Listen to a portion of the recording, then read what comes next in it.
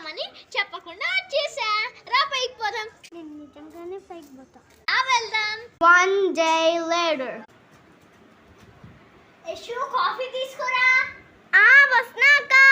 అక్క ఇదిగో కాఫీ. సర్లే వెళ్ళిక. అక్క సరే అక్క. వద్దు. ఏంటన్నా ఏమైనా కావాలా అంత డల్లుగున్నా? 1000 రూపీస్ అక్క. 1000 కదా, ఉండు ఫోన్ పే చేస్తాను. ఆయన చూడు. థ్యాంక్ యూ అక్క. థ్యాంక్ యూ సో మచ్ అక్క.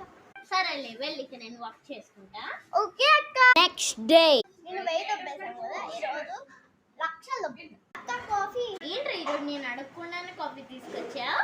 అంటే నేను నీకు హెడ్ఏక్ గా ఉంది కదా,